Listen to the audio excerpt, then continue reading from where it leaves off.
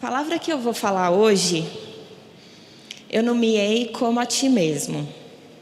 E quando a gente fala essa frase, como a ti mesmo, a gente já pensa imediatamente que texto da Bíblia que fala. O principal mandamento que a Bíblia aponta é amar a Deus acima de todas as coisas, e o segundo, amar o próximo como a ti mesmo. Então, essa palavra, ela diz respeito à nossa relação com o nosso próximo.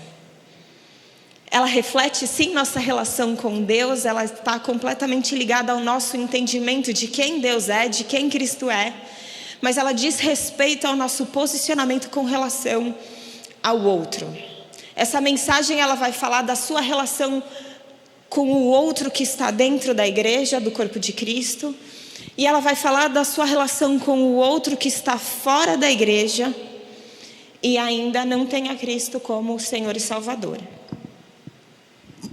Mas o texto que eu vou usar de base é uma história muito conhecida. Vou abrir aqui a minha água, que eu estou com a garganta seca. Uma rinite e uma sinusite. Então orem por mim, tá bom? É uma história muito conhecida, mas eu quero que você, ao saber qual história é, você não pense, eu já sei qual é a moral da história, então eu já sei tudo que ela vai falar. Quero que você se permita encontrar novas camadas de revelação e de ensinamento de Jesus por meio da situação que ele viveu e que está contada lá no Evangelho de João, capítulo 8. Eu vou ler do versículo 1 ao versículo 11. E a história que a gente vai ler nesses versículos é a história de uma mulher adúltera que foi pega em flagrante neste pecado que era condenado pela lei. Vamos lá. O texto começa dizendo: Jesus, no entanto, foi para o Monte das Oliveiras. De madrugada, voltou novamente para o templo, e todo o povo se reuniu em volta dele. E Jesus, assentado, os ensinava. Então os escribas e fariseus trouxeram à presença dele uma mulher surpreendida em adultério. E fazendo-a ficar em pé no meio de todos, disseram a Jesus: Mestre, esta mulher foi surpreendida em flagrante adultério. Na lei, Moisés nos ordenou que tais mulheres sejam apedrejadas. E o Senhor, o que tem a dizer?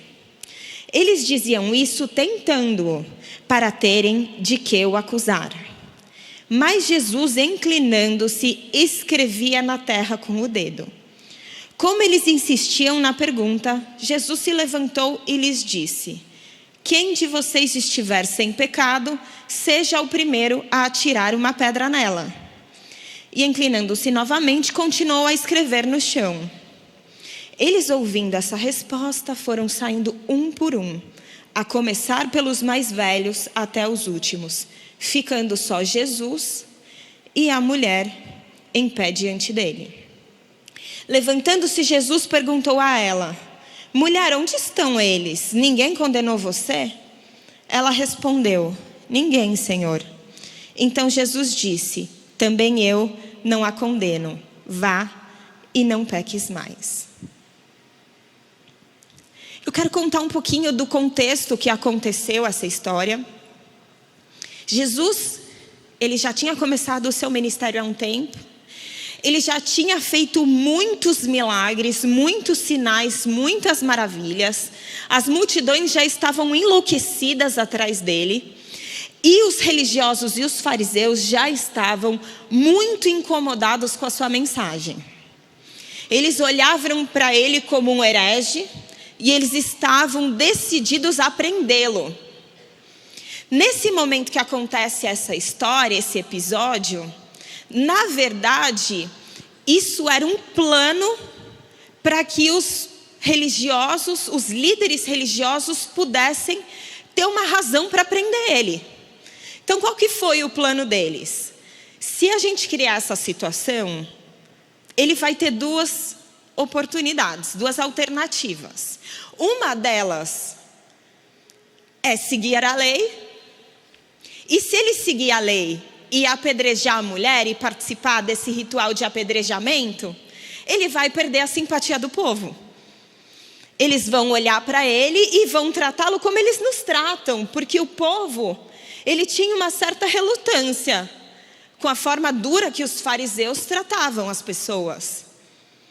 Vai perder a simpatia, porque ele está muito bonzinho. Ele só está o quê? Curando o cego, curando leproso, fazendo milagre, dando pão para todo mundo. Vamos ver ele apedrejando, o que eles vão achar dele? Ou ele vai fazer outra coisa. Ou ele não vai cumprir a lei. E se ele não cumprir a lei, pronto. A gente vai falar, viu? Ele não pode ser um guia religioso.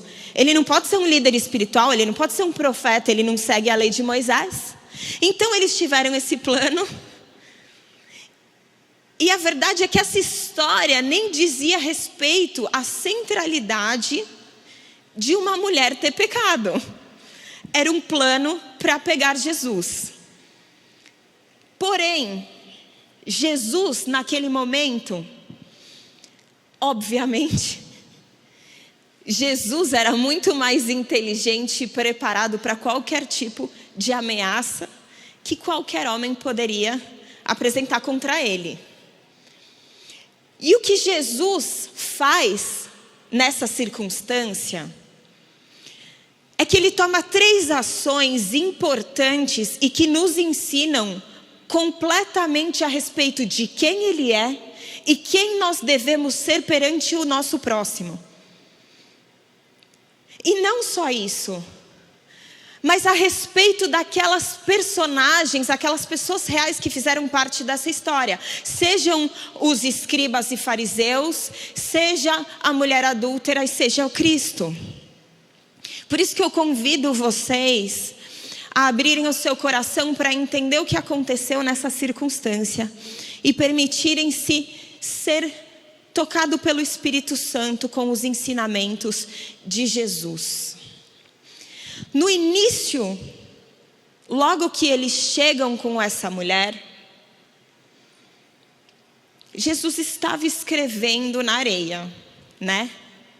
E a verdade é que a Bíblia não relata o que ele estava escrevendo na areia.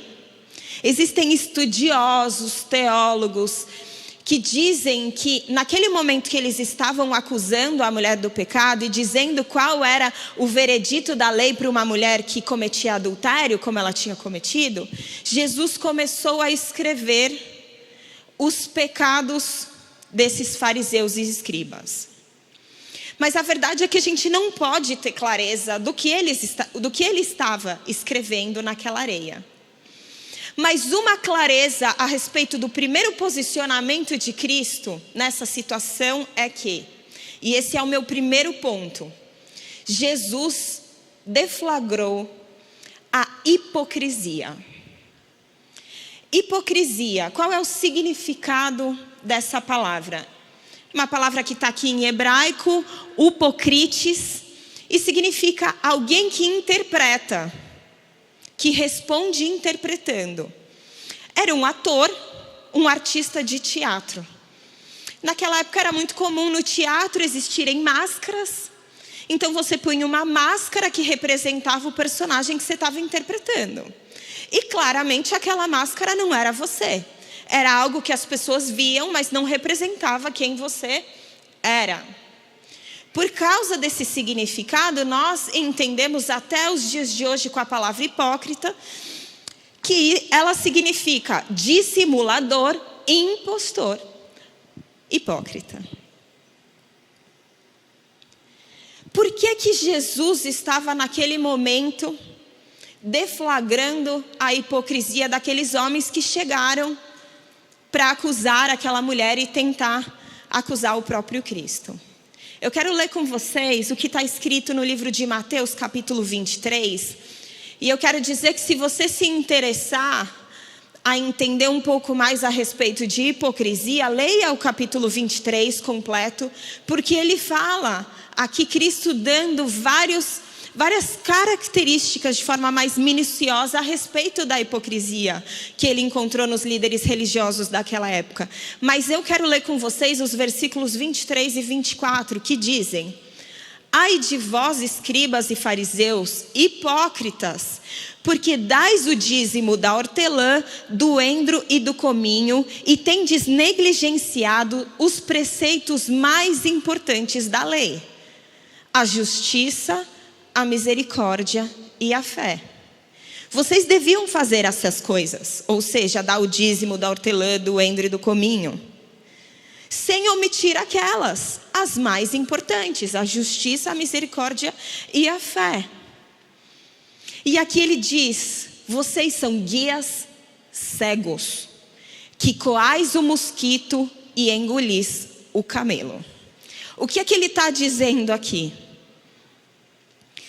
Os líderes religiosos, eles se colocavam perante o povo e apresentavam a lei e diziam o seguinte: vocês pecadores, vocês estão fazendo tudo errado, olha, você não pisou do jeito certo, você não lavou na hora certa. E eles cobravam minuciosamente o cumprimento da lei. Porém o interior, ou seja, o coração deles, não era um coração transformado pela verdade de Deus. Eles não buscavam a verdadeira justiça de Deus, muito menos a misericórdia e a fé. Então eles viviam de fachada. Cristo falou com eles. Os líderes religiosos eram os que jejuavam e ficavam na frente de todo mundo sofrendo. Os que na hora de orar, oravam mais alto, levantavam mais as mãos. O que na hora de dar oferta vinha e jogava um monte de moeda para as pessoas ouvirem. Então eles estavam mais interessados com a imagem religiosa que se passava do que verdadeiramente o que Deus pensava a respeito de cada coisa. Essa era a hipocrisia deles. E quando ele fala do mosquito e do camelo, o que Cristo está falando é a respeito de dois animais que pela lei eram considerados impuros. Tanto o mosquito quanto o camelo representavam animais impuros. Só que existia uma prática entre os religiosos que a gente toma suco. A gente sabe que muitas vezes o mosquito pode entrar em contato conosco. Ou quando a gente está andando, bem, bate na cara, entra na boca sem querer. Estou correndo para pegar, vem um mosquito. Mas também, às vezes, a gente está tomando alguma coisa doce. Você deixa muito tempo parado, vem a mosca, que é lá, bebeu o açucarzinho. E se ela cai e não consegue sair, ela fica lá boiando. Eles eram tão preocupados com os detalhes que eles coavam as bebidas doces antes de beber. Para dizer que eles estavam preocupados demais, eles eram tão santos que eles estavam preocupados em não beber a mosca. Então eles coavam o suco. Então Jesus está falando: você está coando o suco, mas está comendo camelo. Ou seja, no que é pouco, no que é exterior, você quer mostrar para todo mundo que está preocupado, mas aquilo que realmente importa, você está impuro. E essa é a forma que Cristo apresenta esses líderes religiosos. Então, no momento da história que a gente leu, da mulher adúltera, imagina Jesus. Jesus é aquele que sondava o coração de todo mundo. Ele está lá na situação, eles trazem a mulher e falam: ela tem que ser apedrejada. Ele olha para aqueles homens e ele consegue ler coração por coração. Os camaradas que comiam camelo, sabe? Que o interior estava tudo sujo, tudo podre. Ele olhou, e é lindo como Jesus era contido, né? Ele só falava o que tinha que ser falado. Ele não bateu boca, ele não estava lá na discussão. Naquele momento ele esperou, escrevendo na areia. E ai, que vontade de ter certeza do que ele estava escrevendo, né? Um dia a gente vai saber. Mas a verdade é que ele trouxe uma palavra para aqueles homens que tocou no profundo do coração.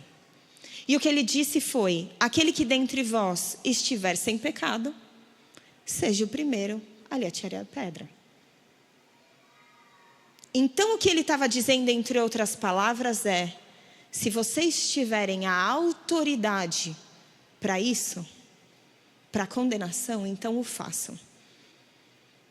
E essa palavra trouxe constrangimento e vergonha para eles, porque eles começaram a sair um atrás do outro, embora. Dos mais velhos para os mais novos. E a gente não sabe se os mais velhos saíram primeiro porque eles tinham muito mais pecado para lembrar, ou se eles tinham mais experiência e sabedoria para entender que realmente eles não tinham a autoridade. Mas a verdade é que eles se retiraram.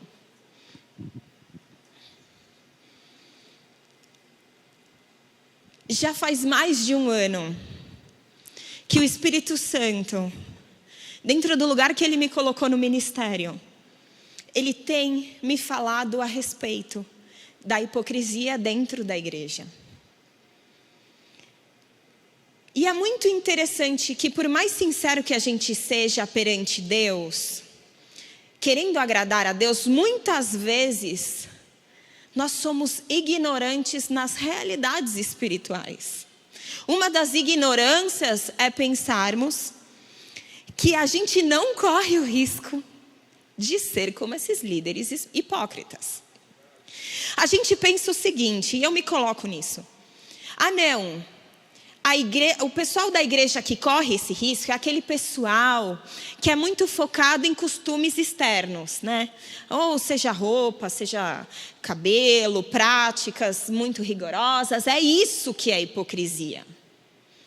Mas o Espírito Santo tem me falado que hipocrisia não é somente isso.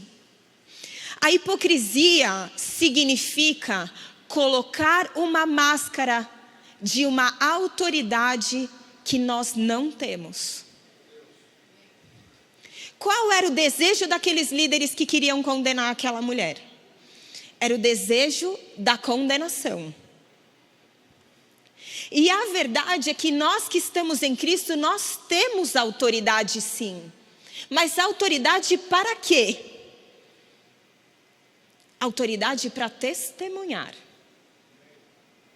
O Espírito Santo que habita em você, ele te dá autoridade, mas a autoridade para testemunhar a respeito de Cristo, não a autoridade de condenação.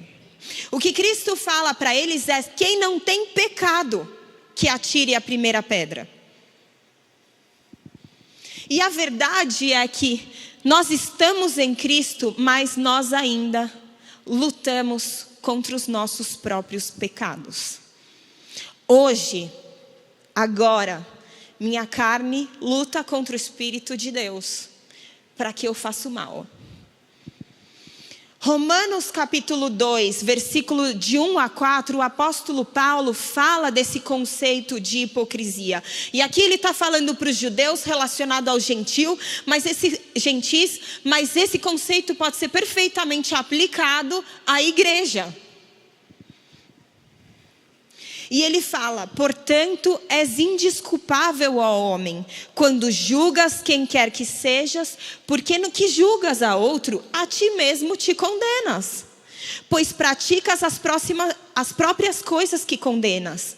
Bem sabes que o juízo de Deus é segundo a verdade contra os que praticam tais coisas. Tu, ó homem, que condenas os que praticam tais coisas e fazes as mesmas, pensas que te livrarás do juízo de Deus? E aqui ele fala uma frase importante que eu quero que vocês prestem atenção, que diz, ele continua perguntando: ou desprezas a riqueza da sua bondade e tolerância e longanimidade, ignorando que a bondade de Deus é que te conduz ao arrependimento?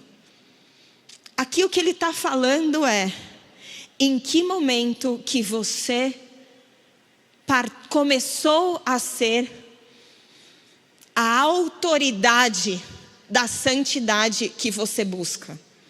Porque a verdade é que o pecado que você condena no outro, você ainda pratica. E se começar a deixar de praticar, saiba que isso é graças à bondade de Deus que te leva ao arrependimento, e não graças a você.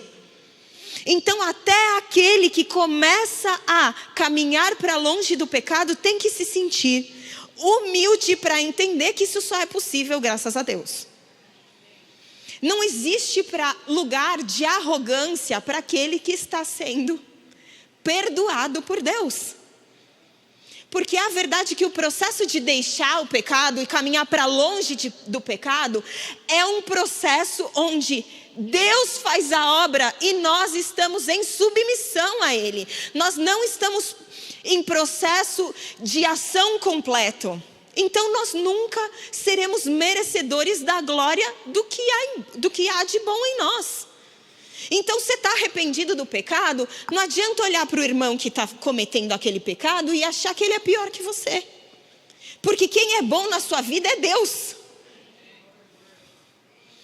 Então tudo que é incoerente a esta verdade é hipocrisia. Existe esse movimento de hipocrisia dentro da igreja quando nós subjugamos os nossos irmãos como se eles fossem indignos. Quando nós desejamos punição para eles e não perdão. E também é hipocrisia quando nós olhamos para aqueles que estão no mundo e desejamos condenação. Por que é hipocrisia? Porque a igreja ainda não é perfeita, meus amigos. Eu não preciso listar aqui pecados que ainda estão dentro da igreja. Eu não preciso falar desonestidade, né? Não preciso falar imoralidade, ira, fofoca, contenda, inimizade. Eu não preciso falar essas coisas, né? Para a gente lembrar que cristão ainda está tropeçando nessas áreas. E Paulo está falando, vocês que são da aliança, como é que vocês estão arrogantes perante aqueles que vocês acreditam ser os pecadores? Então vocês são dignos de glória por um posicionamento diferente? Deixa eu te dizer um negócio. Aquilo que você está condenando o outro, você ainda pratica. Sabe quem você está condenando? A ti mesmo.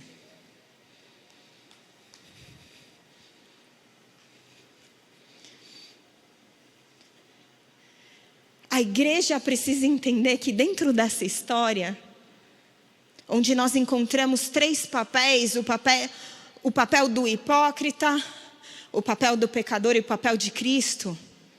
Muitas vezes nós estamos usando os sapatos dos hipócritas. Não vamos pensar que a forma de ser verdadeiramente cristão e posicionado nos dias de hoje é estar absolutamente indignado e horrorizado com o mundo, ponto final. Eu falei no culto da manhã que a gente que é pastor, existe um assunto que todo mundo quer falar com a gente. O quebra-gelo com o pastor. E a comparação que eu fiz, que foi engraçada, é que quando você encontra alguém e você não sabe o que falar, tem um assunto que você puxa, né? O clima. Sempre assim, ai, tá frio hoje, né? Se esfriou, essa semana tava 30 graus, agora ficou frio. A gente sempre vai fazer qualquer comentário. Quando o clima tá ameno e você não tem um bom comentário, você fala, ai, que dia gostoso, né? Eu gosto assim, ameno. Então assim, o clima é aquele comentário básico que você faz com qualquer pessoa, qualquer idade, você não conhece. Aquela coisa para não ficar em silêncio. Com o pastor tem outro assunto, que é o seguinte, a pessoa chega do meu lado e fala, ai, o mundo tá horrível, né? Que coisa horrorosa. Nossa, eu estou tão indignado. E aí eu tenho pensado, gente, mas o povo tá indignado. Eu acho que a marca principal do cristão atual é uma indignação. E a verdade é que a indignação por si só não serve para nada. O pior do que a indignação por si só é sair opinando sem fim a respeito do quão indignado você está, como o outro é pecador. E aí eu fico imaginando Jesus olhando e pensando, e você não, né? Tá maravilhoso. A gente nunca entra numa rede social para falar, hoje estou pedindo perdão pelos meus pecados.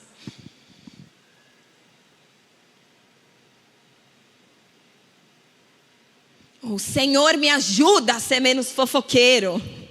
Senhor, ajuda a conter a ira. O segundo assunto mais falado dos cristãos, além de estarem indignados com o pecado alheio, é: não tenho paciência para o ser humano. Esse é o segundo comentário. Ai, não gosto de gente. Outro dia estava numa roda de amigas. Amigas, não estou expondo vocês, mas o assunto foi: ai, tenho preguiça de gente. Aí eu pensei, meu Deus do céu, tem alguma coisa errada.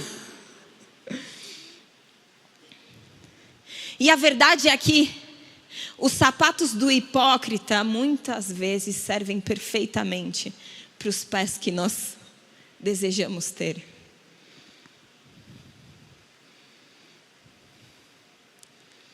Mas quando Jesus entrar na cena, e aqui eu quero dizer que você vai entender quando Jesus está ativamente fazendo diferença na sua vida. É quando Ele te traz aquela lembrança clara a respeito da situação espiritual, tanto da sua vida quanto do próximo, que é: se você não tiver pecado, atira a pedra. Porque a verdade é que Jesus, nessa história, em nenhum momento Ele diz: existe um problema na lei. Ele não se levantou contra a lei. A verdade é que a lei era perfeita. E sabe qual foi o trabalho da lei? Foi abrir os olhos da humanidade de que nós não conseguiríamos agir e fazer o bem. Por isso precisávamos de perdão. E Jesus, quando Ele aponta a hipocrisia, Ele diz: se vocês tiverem autoridade para condenar, então condenem. Se não forem perfeitos, então são hipócritas. Se o seu coração tem desejado demais a condenação do seu próximo, clame ao Espírito que arranque a hipocrisia da sua vida. Porque o que aconteceu naquela primeira ação de Cristo, quando Ele deflagrou essa hipocrisia, foi: todos foram embora. Quem ficou na história? Jesus e a mulher adúltera. E aí que Ele chega na sua segunda ação, que nós devemos olhar com muita atenção para que possamos espelhar quem Ele é. E essa ação está lá nos versículos 10 e na primeira parte do versículo 11, que diz: erguendo-se Jesus e não vendo a ninguém mais além da mulher, perguntou-lhe: mulher, onde estão aqueles teus acusadores? Ninguém te condenou? Respondeu ela: ninguém, Senhor. Então lhe disse Jesus: nem eu tampouco te condeno. A segunda ação de Cristo depois de deflagrar a hipocrisia foi apresentar a graça. O conceito de graça é o conceito mais espetacular do caráter de Deus. Porque não existe nada que se compare à graça. Existem pessoas que acreditam que todas as religiões são verdadeiras, que todos os deuses levam a algo positivo. Mas a verdade é que só existe um Deus da graça, que é o Deus verdadeiro. Outras religiões que apresentam um relacionamento onde você precisa conquistar essa proximidade espiritual do ser desejado. Mas a verdade é que o Deus verdadeiro e criador, Ele entende a fragilidade do homem e Ele sabe que para que esse amor entre Deus e o homem seja possível, o trabalho perfeito teria que ser feito somente por Deus. E Ele então faz de forma gratuita. E o que significa isso? Dentro da história da mulher adúltera a gente entende. Porque quando Deus fala, alguém aqui está sem pecado, se tiver atira a pedra, o que ele está falando? Quem aqui tem autoridade para condenar, fica. Todos perceberam que não tinham e saíram. Quem ficou? Ele ficou.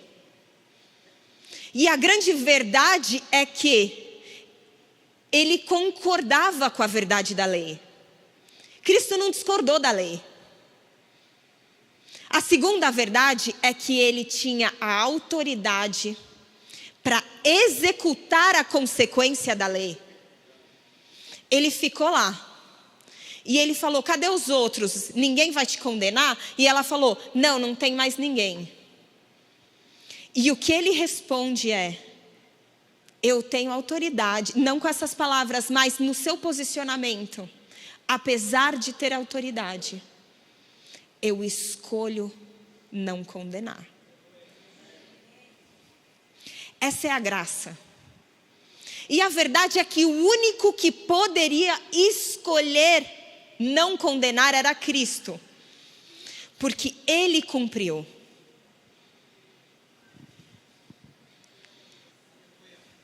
Em Hebreus 4, versículo 14 a 16... o autor de Hebreus diz, tendo pois a Jesus, o Filho de Deus, como grande sumo sacerdote, que penetrou os céus, conservemos firmes a nossa confissão, porque não temos sumo sacerdote que não possa compadecer-se das nossas fraquezas.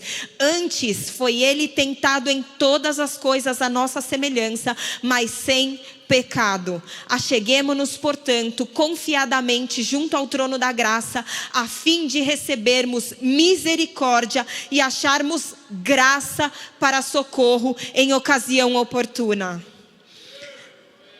A graça de Cristo é aquele que não era só um líder religioso, aquele que é o nosso sumo sacerdote perante o Pai e tem autoridade para tomar a decisão, a sua marca, manifestando a marca de Deus, é a graça.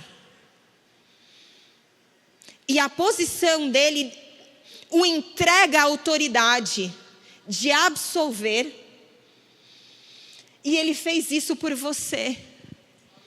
O que esse texto diz foi exatamente o que ele fez por aquela mulher adúltera. Quando ela entrou naquela circunstância, com certeza ela nunca tinha vivido um momento mais oportuno para ser socorrida. Ela chegou naquela circunstância para ser morta. E naquela época, isso era uma realidade. E ela sabia disso. Outras pessoas tinham morrido por apedrejamento. Outras pessoas tinham sido punidas. Outras mulheres tinham sido expulsas das suas comunidades.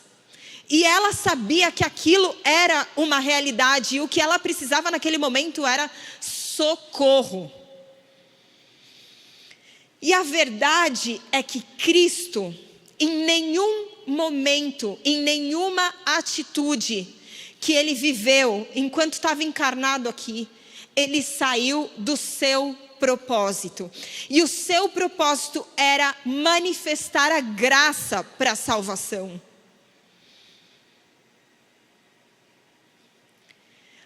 O interessante dessa história é que ela está entre dois discursos que Deus faz para o povo, para as multidões.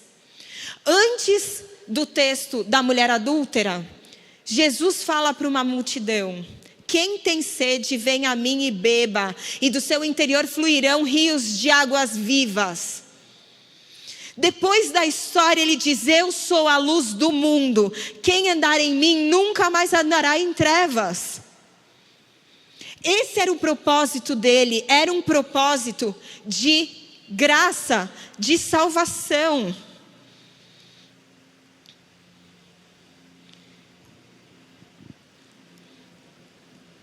E o texto de Hebreus 4 apresenta como o Cristo vivencie essa situação de perdoar e absolver um pecado. O autor de Hebreus 4 diz que aquele que é o nosso sumo sacerdote, ele se compadece das nossas fraquezas. Qual é a característica de Cristo que nós devemos buscar para a nossa realidade? Quando Deus vê uma fraqueza humana, quando Deus vê um pecado do ser humano, Ele se compadece da fraqueza. Você quer saber se a indignação que você tem com o pecado vem da sua carne ou do Espírito Santo de Deus? É o seguinte: quando você olhar alguém cometendo um pecado, que você sabe que é pecado, porque você crê na palavra de Deus como verdade absoluta, e você olha alguém vivendo de forma diferente, se você sentir desejo de punição, se você desejar qualquer coisa que seja próximo à condenação, eu posso te afirmar que você está movido pela sua carne. Porque se você estiver movido pelo Espírito de Deus, que te torna mais parecido com Cristo, quando você vê alguém cometendo um pecado, você se compadece da fraqueza.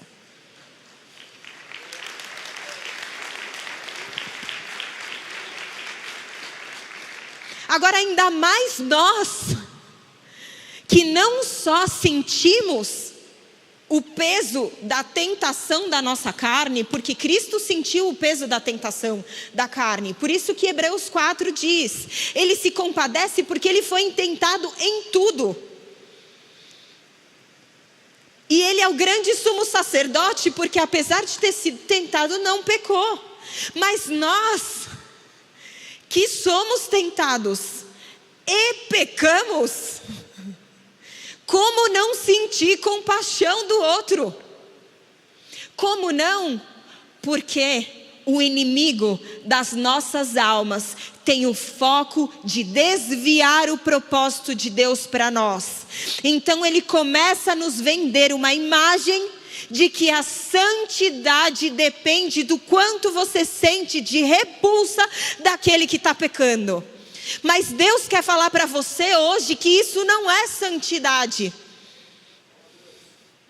Santidade é abominar sim o peso do pecado e o quanto ele escraviza as pessoas, mas amar intensamente aqueles a quem Deus ama. Assim como Cristo, teus olhos no propósito. Entendendo que eu recebi tanta graça, tanto perdão, tanta misericórdia. Meu Deus, tem um irmão ali que eu acho que ele não está sentindo essa misericórdia. Eu preciso manifestar essa misericórdia. É algo que eu não consigo segurar, porque transborda daquele que entende o quão misericordioso Deus foi conosco.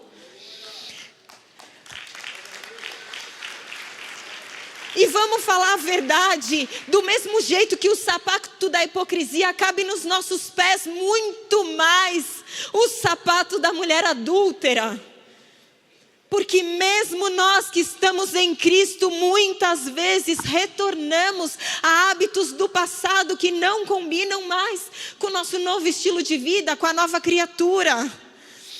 E a verdade é que nós podemos correr para o trono da graça toda vez que a gente calça esse sapato. E não é ir para o trono da graça com vergonha, é ir confiantemente, porque Ele conquistou isso para mim de graça. Por isso eu vou com confiança para o trono da graça, porque a misericórdia me aguarda. Então como eu posso olhar outra pessoa, outra mulher adúltera, e não desejar para ela aquele que eu experimento, o sabor da misericórdia?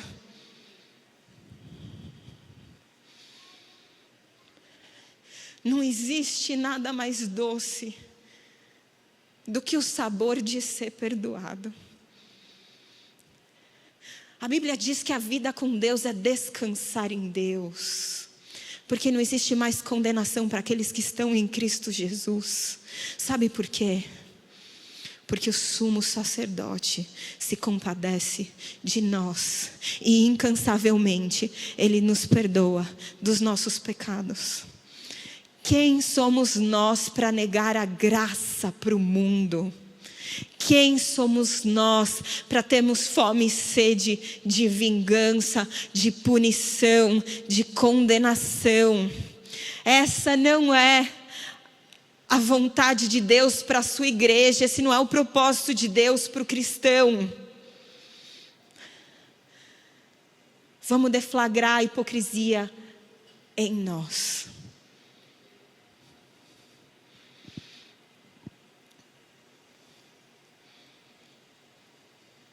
O que faltava nos fariseus sobrava em Jesus.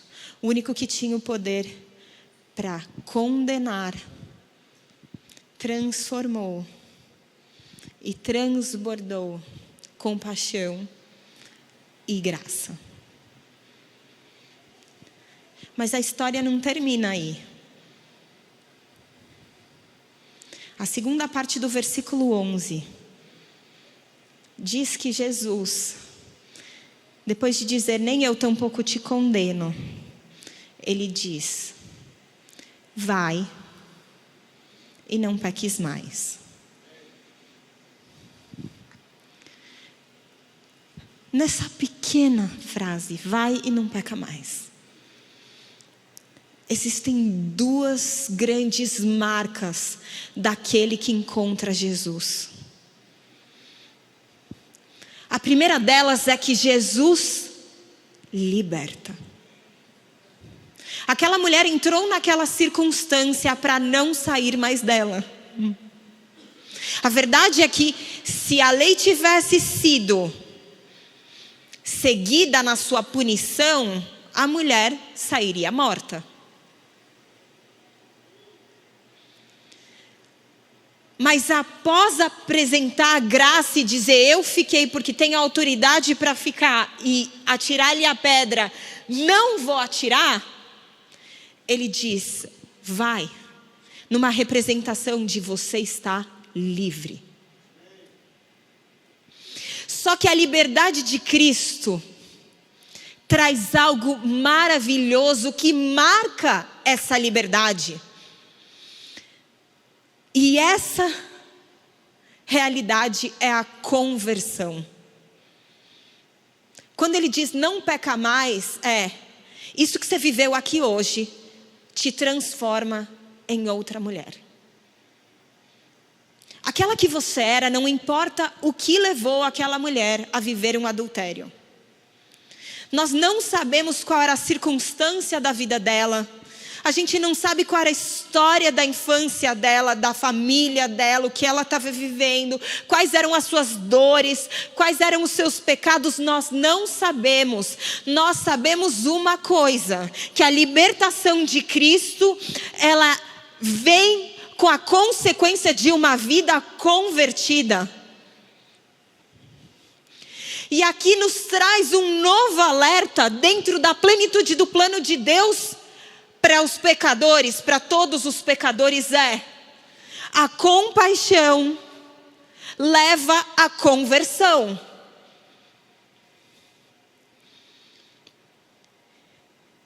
Se a vontade de Cristo é como um rio, existem duas bordas para fora desse rio, que são equívocos que podem entrar dentro do cristianismo. Um deles é a hipocrisia, que nós vimos de um lado, fora desse rio. É a hipocrisia onde as pessoas acham que santo é quem quer condenar o próximo. Do outro lado do rio é aquele que acha que existe compaixão sem conversão. Aquele que acha que o verdadeiro amor é o que não pode confrontar de forma alguma. É aquele que não traz uma nova forma de vida, como se trazer uma nova forma de vida fosse condenar o que não é. Como se apresentar a verdade fosse uma forma de controlar ou dominar o que não é. A Bíblia diz que a verdade é o que liberta. Então, se você está livre, você encontra a verdade. Você sabe qual é a verdade. E essa verdade abre seus olhos e você não será mais a mesma pessoa no momento que você enxergar a realidade do que você vivia.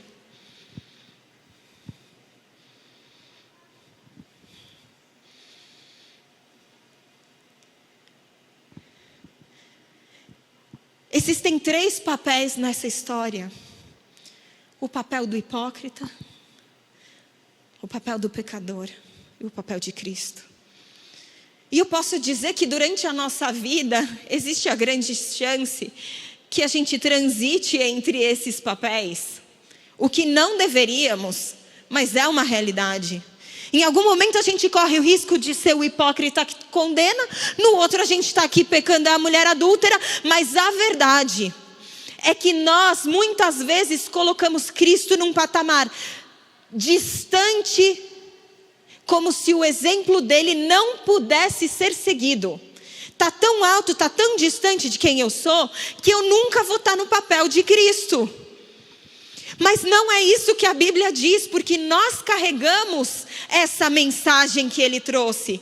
E a mensagem completa é: ele não veio para condenar. Muito menos eu vou condenar. Eu ainda sou pecador e eu ainda preciso da graça de Cristo. E eu posso ser Cristo na vida de alguém. E eu sou Cristo na vida de alguém se eu abandonar a hipocrisia. E se eu tiver graça com o pecador. Qual é o texto da Bíblia mais conhecido? Vocês podem me dizer qual é o texto que vocês acham que é o mais conhecido da Bíblia?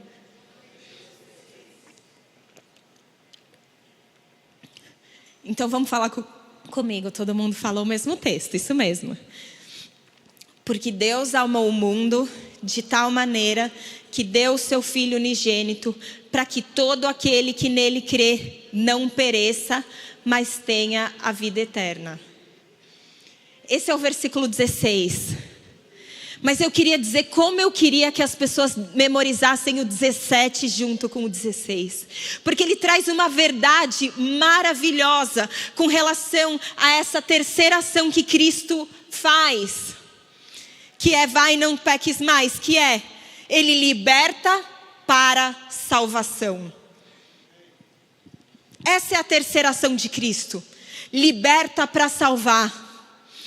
E a continuação de João 3,16, quando diz, para que todo aquele que nele crê não pereça, mas tenha a vida eterna, porque Deus enviou o seu Filho ao mundo, não para que julgasse o mundo, mas para que o mundo fosse salvo por ele. Vocês sabem por que a igreja não foi chamada para julgar o mundo nos dias de hoje? Porque o mestre a quem ela deve seguir não veio para julgar, mas para salvar. Ele tinha autoridade para julgar, ele tinha autoridade para condenar. Mas a manifestação do caráter do Pai foi que o Pai amou o mundo de tal maneira e Ele tomou a decisão suprema e soberana de que eu não quero julgar o mundo, eu quero amá-lo, eu quero salvá-lo, eu quero fazer por Ele o que Ele não pode fazer por mim. João Batista foi chamado para preparar o caminho para a chegada de Cristo. E ele falava, arrependam-se porque está chegando o reino, está chegando o reino. E João Batista foi aquele que apresentou Jesus no seu momento, onde Jesus ia começar o ministério, onde Jesus ia ser batizado. E João Batista sabia a missão que ele estava carregando. E ele tinha muitas formas para apresentar o Deus que estava encarnando. Ele poderia ter falado, ele é o Criador. Esse é o Criador do mundo. Ele poderia ter falado, esse é o justo juiz, esse é o príncipe da paz, esse é o rei dos reis, esse é o filho de Deus. Mas no momento que Jesus vem em direção a João Batista, e João Batista ia declarar então a respeito de Cristo no início do seu ministério, ele diz, e está lá em João capítulo 1, versículo 29. Viu João a Jesus, que vinha para ele e disse: eis o Cordeiro de Deus, que tira o pecado do mundo.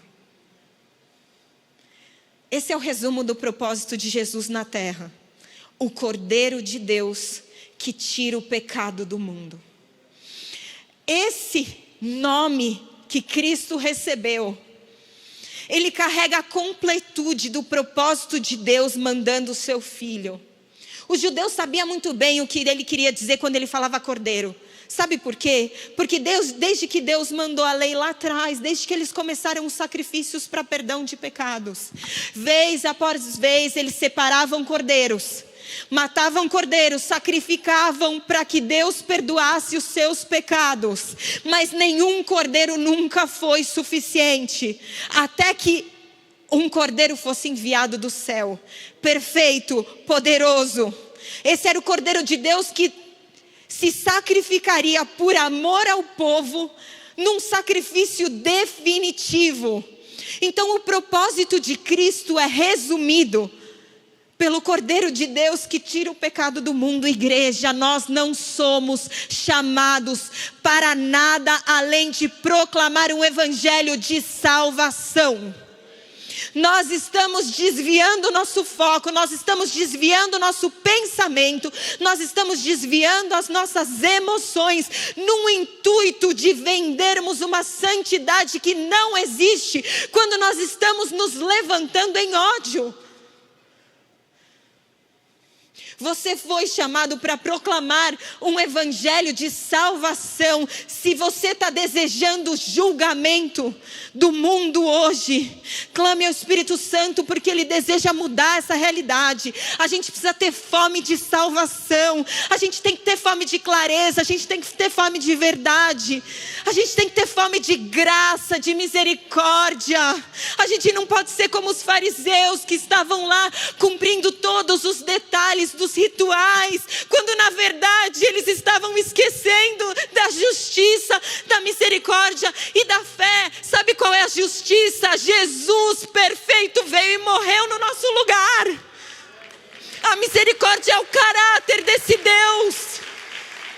A fé é saber que todo aquele que nele crê não morre, mas tem a vida eterna. A gente carrega uma mensagem pura e simples para qualquer ser humano entender. Tenha ele 5 anos ou 100, seja ele um rico, seja ele um pobre que não sabe escrever seu nome, ele vai entender. É de graça, porque você é amado. E sabe o que a gente está falando? A gente está discutindo indignação, porque o mundo vive como é natural para o mundo viver. É natural. É natural uma pessoa sem Cristo pecar, se até em Cristo a gente está lutando por santidade. A gente tem que ter compaixão da fraqueza do outro, porque o nosso sumo sacerdote está constantemente sentindo compaixão das nossas fraquezas, das fraquezas dos pastores que sobem nesse palco. E a verdade, não olhe para nenhum líder religioso e chame ele de pai, chame ele de mestre. Jesus diz: só tem um mestre, só tem um pai. Somos todos iguais, estamos todos todo dia correndo para o trono da graça. Graças a Deus por Cristo Jesus. Quem vai me livrar do corpo dessa morte? Graças a Deus por Cristo Jesus. Paulo, o cara que estava disposto a morrer, ele sabia que ele precisava todo dia correr para o trono da graça. Por isso que ele deu a sua vida, sabe para quê? Para pregar o evangelho de salvação. Porque ele tinha consciência do que tinha feito na vida dele.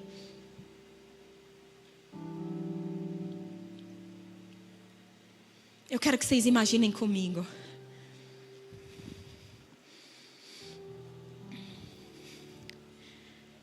Cristo uma vez contou a respeito de uma parábola.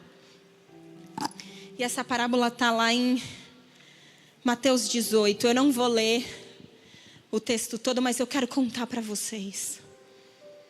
E essa parábola diz o seguinte: o rei, e ele começa falando, Jesus, o reino de Deus é como essa parábola. O rei vai até os seus servos e ele decide cobrar as dívidas. Aí ele chega para um servo que estava devendo muito dinheiro, mais de 10 mil talentos. E ele fala, eu vou cobrar sua dívida. E aí o servo não tinha como pagar. Então o rei diz, eu vou vender você e a sua família como escravos. E esse é o pagamento da dívida. E aquele servo olha para ele e fala, por favor, tenha paciência de mim. Eu vou te pagar. Eu quero pagar. E aí o rei se compadece daquele servo. E ele perdoa a dívida. Aquele servo sai. E aí ele encontra um conservo dele, que era servo dele. E aquele conservo estava devendo dinheiro para ele. E aí ele fala, eu quero que você me pague. E o conservo também não tinha dinheiro. E o conservo olha para esse servo e diz, por favor, tenha paciência de mim. Eu vou te pagar. E aquele servo olha para o seu conservo e fala, não.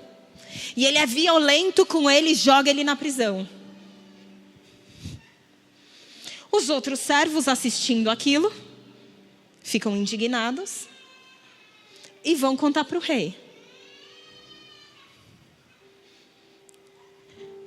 E o rei diz, servo malvado, eu lhe perdoei aquela dívida toda porque você me implorou. Será que você também não devia ter compaixão do seu conservo, assim como eu tive compaixão de você? E indignando-se, o Senhor entregou aquele servo aos carrascos, até que ele lhe pagasse toda a dívida.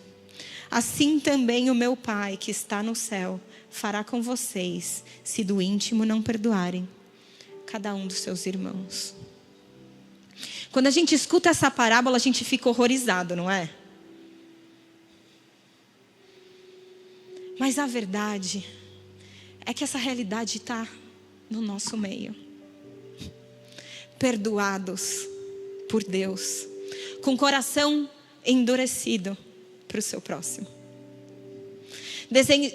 Desejam punição para os seus irmãos do corpo de Cristo? Desejam condenação para aqueles que estão perdidos e que ainda não receberam a graça que nós recebemos. Não usufruíram da graça que nós usufruímos. Imagina outra circunstância. Jesus, o Cordeiro de Deus que tira o pecado do mundo, sofreu o que ele não merecia ter sofrido para morrer pelos pecados da humanidade. Ele ressuscita no terceiro dia. Volta para os seus seguidores e deixa uma mensagem para os seus seguidores. Vocês têm um propósito. Vocês têm que se espalhar pelo mundo inteirinho e contar a respeito do que aconteceu. Ide e pregai o evangelho para toda criatura.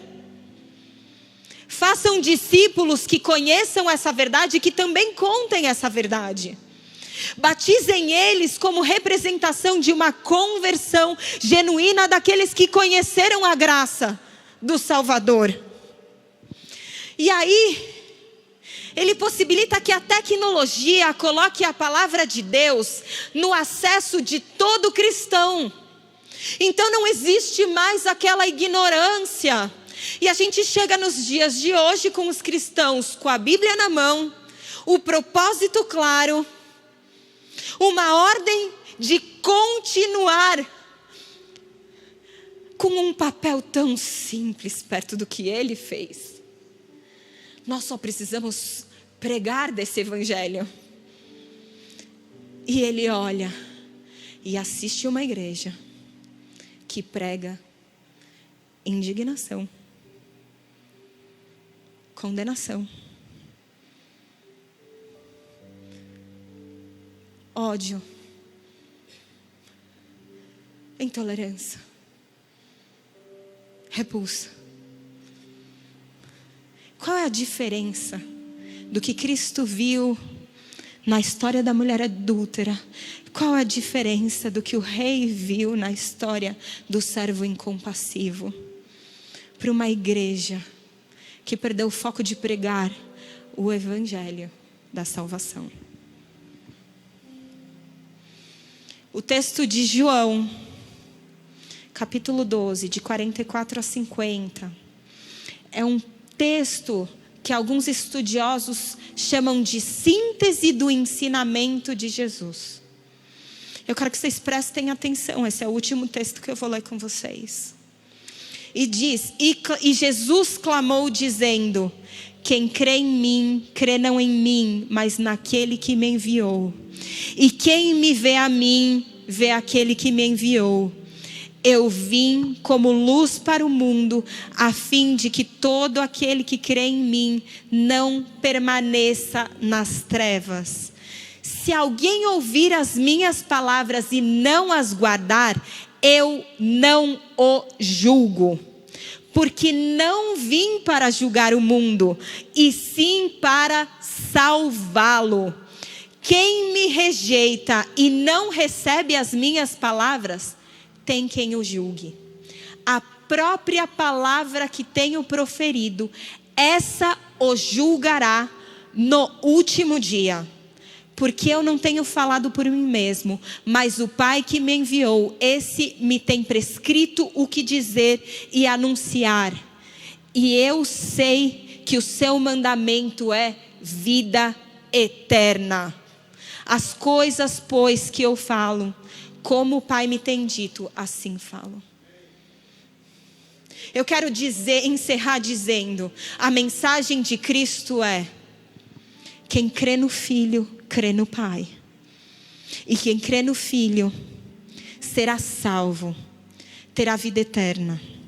Não andará mais em trevas, mas na luz, ou seja, manifestará uma conversão verdadeira, uma mudança de rota. Porém, quando estivermos pregando o evangelho, se alguém rejeitar as nossas palavras, nós não o julgaremos, porque nem o próprio Cristo está julgando hoje. Quando Cristo encarnado veio, Ele não veio para o julgamento, Ele veio para a salvação. E nós seguimos pregando o evangelho, porque existem ovelhas perdidas a serem encontradas. O nosso objetivo não é julgamento. E Cristo diz, um dia estas próprias palavras de salvação serão julgamento, mas o dia não é hoje. Hoje é dia de proclamação para a salvação. O dia do julgamento não é hoje. Hoje é o dia da igreja de Cristo ter fome de vida eterna. Eu sei que o seu mandamento é vida eterna. Tem uma ordem que Deus entregou na sua mão hoje. Proclame vida eterna. Se você for ignorado, segue em frente. Se você for rejeitado, segue em frente. Se alguém te odiar, para de se defender. O nosso objetivo como igreja não é perder o nosso tempo só defendendo os nossos interesses. O nosso objetivo é seguir em frente, proclamando o evangelho, proclamando o evangelho, proclamando o evangelho.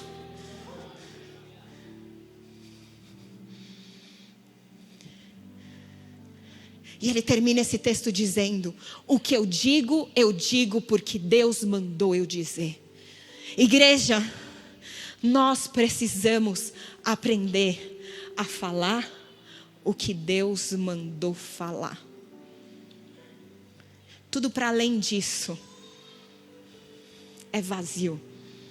Tudo para além disso corre o grande risco de ser pecado. Tudo que vem para além disso é a nossa carne falando. Então vamos fechar as nossas bocas para palavras vãs. Se você é representante de Jesus nessa terra, você não está aqui para dar sua opinião a respeito das coisas. Você está aqui para falar o que Deus quer que você fale. Eu vou pedir para você se levantar agora. para o louvor vir aqui.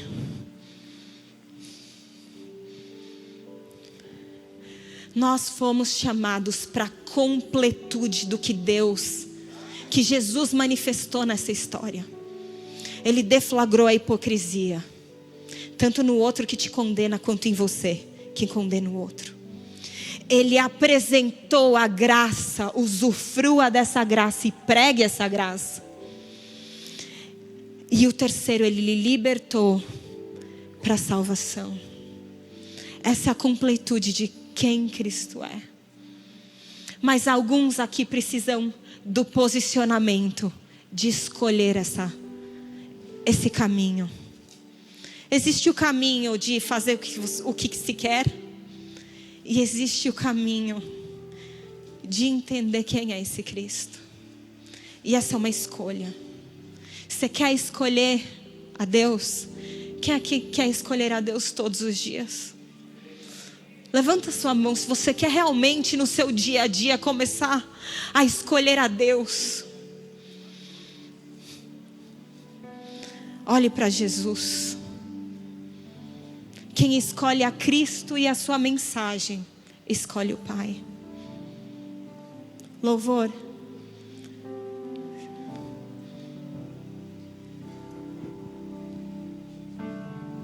Feche os seus olhos. Nós vamos cantar um louvor agora, que a gente não canta há muito tempo. Na verdade, pouco se cantou na igreja. E hoje, quando eu estava vindo para cá, no culto que eu preguei de manhã, eu escutei essa música.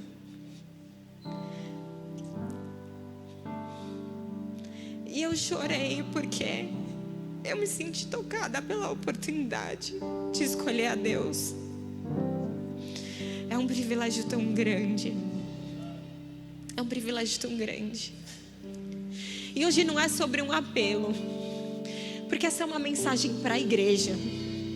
É sobre posicionamento. Então eu vou pedir para você fechar os seus olhos. E se você fizer essa declaração, que seja genuína.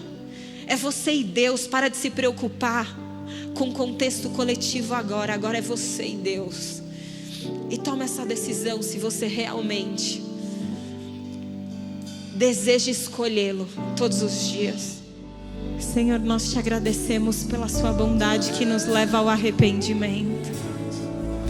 Nós te agradecemos pela ação do Espírito Santo em nós.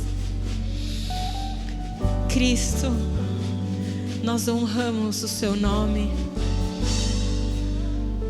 E nos ajuda essa semana, esse mês, a continuarmos honrando o seu nome, o seu propósito, o seu evangelho. Nos faz dignos de carregar essa mensagem. Encerramos esse culto agora como imitadores do Mestre, orando juntos a oração que ele ensinou.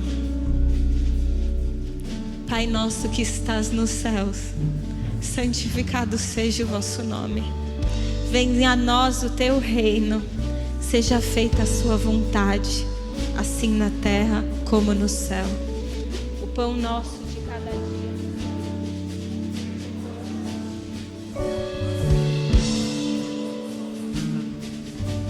Não nos deixe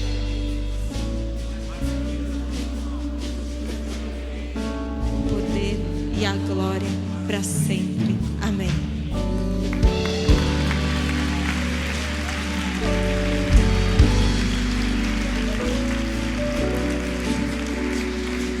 Que essa semente da palavra de Deus seja uma semente no seu coração, e que o seu coração seja um solo fértil para frutificar essa semente. Amém? Boa semana a todos e Deus abençoe.